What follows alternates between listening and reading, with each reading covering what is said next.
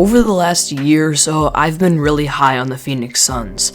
I mean, last year in the playoffs after they beat the Lakers, I made pretty much the same video that I'm going to be making today, analyzing 5 main reasons why I think the Suns would win the championship. And at the time, that was a little bit of a hot take, and they ended up just coming up just short. And then in the offseason, with all of the moves going on across the NBA, I feel like a lot of fans kind of forgot about the Suns, and I made a video telling the NBA community to not sleep on the Phoenix Suns. This video ended up doing pretty well as well, and this has probably been my kind of best prediction. I predicted that the Suns would be a top seed in the Western Conference once again, and here they are dominating the entire league and sitting at the #1 spot in the entire NBA by quite a large margin. And like I said in today's video, I'm going to make my prediction early, and I'm going to say that no one is stopping the Phoenix Suns this year. Even in the playoffs, they're going to completely dominate the league, and they're going to win the NBA championship this season, and I'm going to analyze 5 main reasons why I think this is the case in today's video. So let's get into the analysis. First, let's talk about the Suns' offense, and they really do have one of the best flowing offenses and one of the best offensive systems in the entire NBA.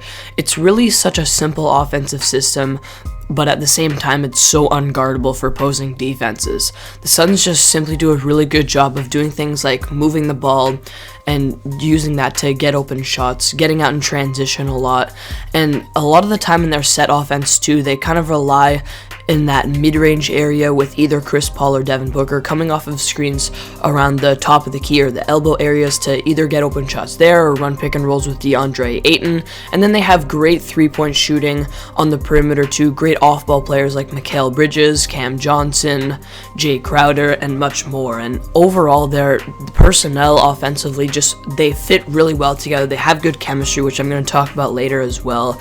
And not only this, but they've been able to function really well without Chris Paul for a really long time as well, and they're still one of the best offenses in the entire NBA. Again, they just do a really good job of fitting together, moving the ball, getting out in transition, and just making the simple things work for their team, and by doing this, making their offense so unguardable. Let's take a look at some stats to show how dominant the Suns' offense has been this year. They rank 3rd in the NBA in offensive rating, 2nd in total assists per game, 2nd in assist to turnover ratio, 5th in the league in overall true shooting, which is a stat that kind of measures your overall efficiency, 6th in 3-point percentage as a team, and they also rank 3rd in the league in points per possession when they get out in transition, which is 3rd in the NBA and ranks in the 93rd percentile there, according to NBA.com. And like I mentioned earlier before, keep in mind that they've been doing this with missing Chris Paul for the last month and also missing Devin Booker for some chunks throughout the season as well. Think about if they had both of these guys fully healthy for the whole year, they would easily have the #1 offense in the NBA. Overall, the stats and the eye test when you watch this team's offense function on the court just really shows how good their offense are, and even the best defenses in the league are going to have a lot of trouble keeping this team's offense in check when it comes time for the playoffs. So the second reason we got to talk about here is this team's defense. They really function as an overall unit defensively very well. They're great at communicating, and Monty Williams has done a really good job of making a good defensive system for this team. Again, pretty simple, really just focusing on like basic kind of stuff, but the Suns just execute really well. Probably with overall execution, they're probably the best team in the NBA on both ends of the floor, and especially defensively, this team just does a really good job of doing the basic things like getting the matchups that they want on the floor, doing a good job managing screens and ball movement that opposing offenses will throw at them. They do a good job of just basic things like hustling back in transition, and they do a really good job too on rotations. Basically, whenever the ball is being moved and matchups aren't able to go the way that they want, the Suns are able to rotate well enough to still get a stop most of the time. Another thing this team does really well defensively is they're able to have mostly their wing players shrink the floor and crowd the paint a little bit more but then they still do a really good job of recovering out to shooters. This is what worked so well for them in the playoffs last year. It's the reason they were able to beat LeBron James's Lakers quite easily, and it's the reason that they're succeeding so much as a defense this year as well. Especially just kind of leaping out and contesting threes, they really do a great job of that, and especially in today's NBA three-point shooting league, that's definitely very important. Overall, they have great perimeter defenders, great interior defenders, and as an overall defense, they're probably one of, if not the best in the NBA. They rank second in the NBA in overall defensive rating, about 0.5 behind the Boston Celtics. They're third in the NBA in opponents' field goal percentage, second in opponents' three-point percentage, sixth in the NBA in steals, and eighth in opponents' points in the paint. Really, the balance of offense and defense, dominant offense and defense from this team is what makes them so good, and of course that goes without saying. That's exactly what basketball is. But the Suns are literally the only team in the league to not only have a top 6 offensive rating and defensive rating, but let alone a top 3 offensive rating and defensive rating. And just looking at those stats alone and simply watching them play as a team is enough to say and come to the conclusion that they're clearly the best team in the league. This is going to carry over to the playoffs, and they're going to completely dominate the playoffs as well. Now, something I wanted to mention specifically about the Suns defense is how they have 2 or 3 really dominant individual defenders. And this is the third reason I'm going to discuss here, is just how good their individual defenders are, because especially when you get to the playoffs, you can have a really good team defense and still not succeed defensively because of one superstar player on the other team that simply lights you up and you don't have a matchup for them. Someone like Kevin Durant, who I don't think there's one player in the NBA who can actually guard Kevin Durant well. When we look at the Phoenix Suns, they have 2 guys that really stand out to me in Mikal Bridges, who has been in the conversation for Defensive Player of the Year at times throughout the season, and DeAndre Ayton, who isn't exactly one of the top 10 or 20 best defenders in the NBA, but especially when it gets to the playoffs and he's guarding someone at his position, he can be a very dominant individual defender as well. They also have guys like Jay Crowder, who is a veteran player, still quick on his feet. He can do a good job of shutting down maybe a small forward or power forward on the other team.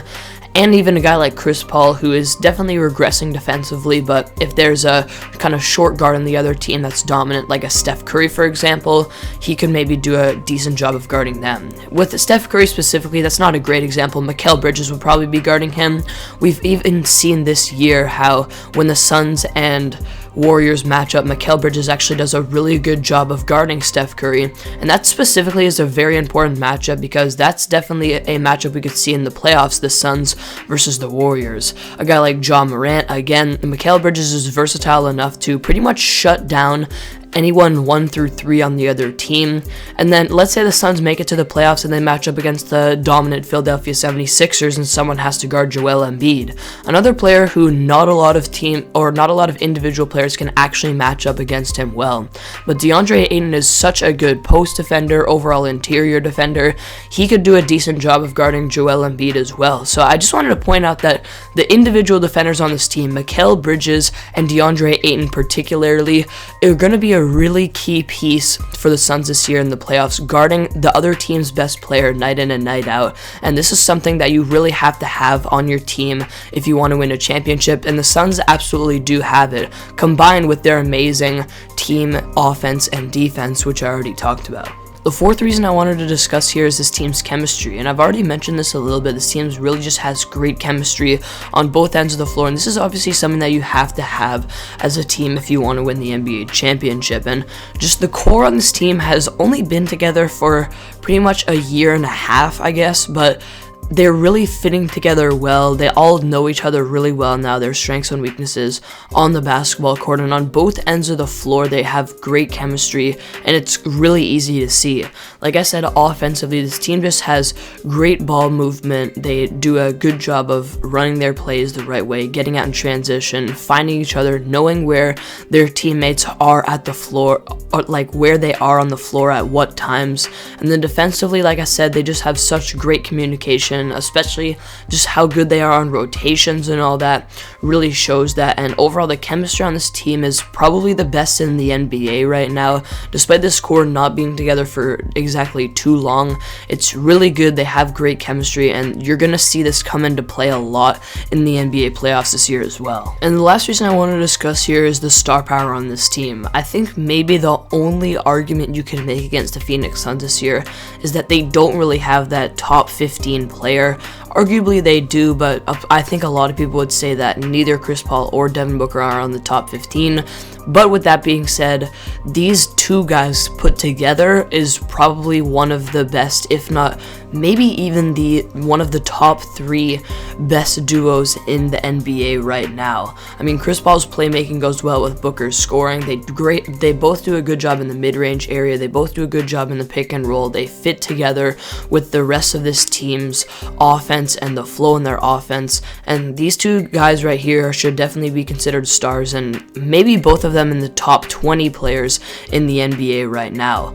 Devin Booker this year is averaging 26, 5, and 5 on about 57% true shooting, whilst providing some pretty good defense as well. And Chris Paul is putting up only 15 points per game and his talent is just falling off ever so slightly, but he still is number 1 in the entire NBA in assists per game with over 10.5 per game.